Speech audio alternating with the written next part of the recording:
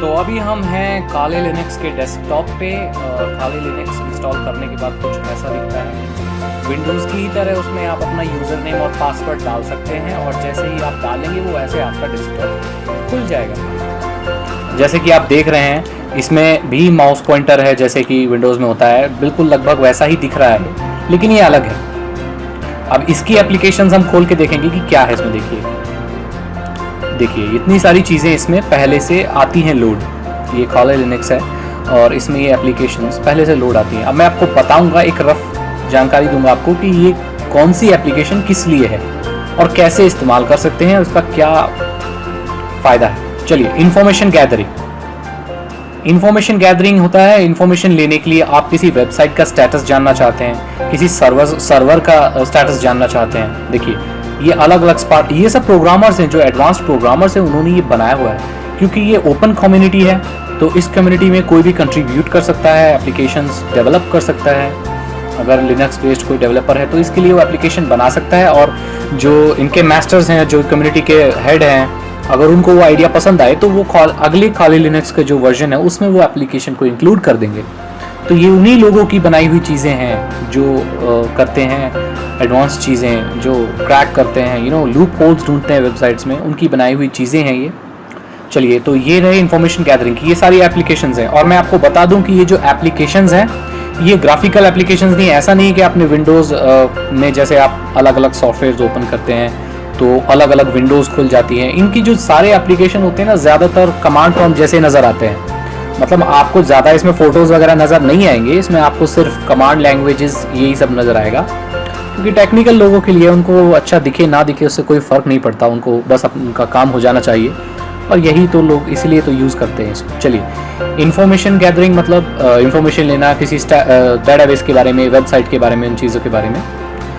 ये है वल्नरेबिलिटी, मतलब ये कमी ढूंढते हैं, लूप होल्स ढूंढते हैं, मतलब ऐसी कमियां किसी वेबसाइट में या किसी सिस्टम में जिससे वो हैक हो सकती है या उसको नुकसान पहुंचाया जा सकता है, वो चीज़ें यहाँ पर हैं।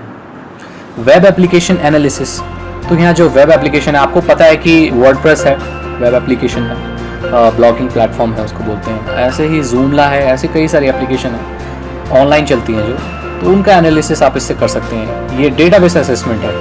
अगर डेटाबेस से रिलेटेड आप कुछ काम करना चाहते हैं और जो एडवांस चीज़ें हैं डेटाबेस के लिए, जैसे आप पूरे डेटाबेस को स्कैन करना चाहते हैं, पूरे डेटाबेस के बारे में इन्फॉर्मेशन लेना चाहते हैं, चाहे उसका कंट्रोल आपके पास है या नहीं, पर ये डिपेंड करता है कि दूसरा वाला डेटाबेस कितना सिक्योर है। ठीक है, तो ये देखिए पासवर्ड अटैक्स, ये है हैकिंग के लिए, ये लीगल नहीं है ये, और ये पासवर्ड अटैक्स है, मतलब आप दूसरे के सिस्टम में अटैक कर सकते हो, लेकिन ये करना नहीं है हमें, हम इलीगल चीज़ें नहीं करते। ये सिर्फ एजुकेशनल पर्पज़ के लिए मैं आपको इंट्रोड्यूस करा देना चाहता हूँ ताकि गलती से आप ऐसी चीज़ें ना कर दें और बाद में आपको पछतावा हो। तो ये चीज़ें मैं बता रहा हूँ, ये क्या होता है, किस लिए होता है। पासवर्ड अटैक्स हैं, अपने ही सिस्टम को आप अटैक करके चेक कर सकते हैं, तो उसमें कोई बुराई नहीं है। अगर आपके पास ही खुद का कंप्यूटर है या खुद की वेबसाइट है, उसको आप चेक करना चाहते हैं कितना सिक्योर है, तो ध्यान में रहे कि आप किसी दूसरी पार्टी को नुकसान ना पहुंचाएं और अपने ऊपर ही ट्राई करें। वायरलेस अटैक्स हैं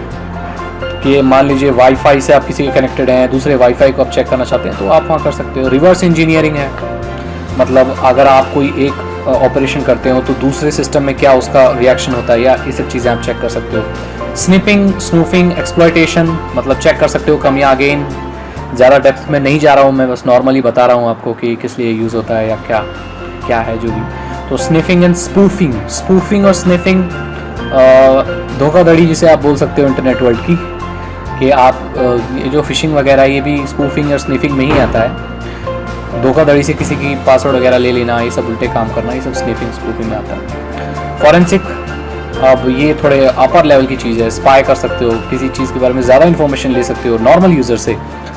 इनक्रप्शन भी इसके अंदर आता है, आप देख रहे हैं MD5 डीप, ये इनक्रप्शन के लिए होता है। जैसे मान लीजिए जबकि डेटा स्ट्रिंग है, नॉर्मली अल्फ़ाबेट्स में होती है, लेकिन जब इनक्रप्शन हो जाता है, मतलब बहुत हाई लेवल की जो सिक्योरिटी होती है, उसमें MD5 इनक्रप्शन यूज़ होता है। ये खैर नॉर्मल यूज़र के लिए भी नहीं और एडवांस्ड यूज़र के लिए भी ये हालांकि नहीं है, ये बहुत ज़्यादा एडवांस लोगों के लिए, तो हमें इससे ज़्यादा कोई मतलब नहीं है। फिर भी मैंने आपको बता दिया कि क्या है, फॉरेंसिक में क्या आता है। हाँ, ये रिपोर्टिंग टूल है। रिपोर्ट करते हैं कि किसी अगर आपने कुछ किया, ऑपरेशन किया किसी एप्लीकेशन के लिए, तो उसकी क्या रिपोर्ट आई आपको वो आके बताएगा।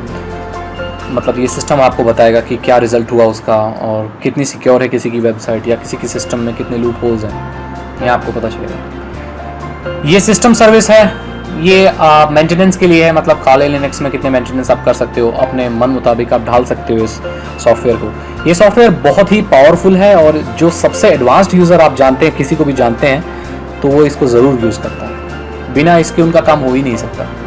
हो सकता है कई हद तक, लेकिन उसके लिए उनको खुद के प्रोग्राम्स बनाने पड़ेंगे और वो प्रोग्राम्स बनाने में बहुत टाइम लग जाएगा। तो ये एक चलता फिरता हैकिंग सिस्टम आप बोल सकते हैं। इसके बारे में इंफॉर्मेशन ज़्यादातर लोग शेयर नहीं करते क्योंकि इसमें ऐसे टूल्स हैं कि अगर किसी गलत दिमाग के हाथ में लग जाएं तो काफ़ी परेशानी उसको भी हो सकती है या जिसके सिस्टम में वो घुस रहा है उसको भी हो सकती है। बाकी सब आप देख रहे हैं प्लेसेस, ये सब डॉक्यूमेंट्स, वीडियोस, ये सब म्यूज़िक वगैरह सब कॉमन है कि मान लीजिए कोई ये काम करते हुए थक जाए तो फिर यहाँ से म्यूज़िक वगैरह सुन सके।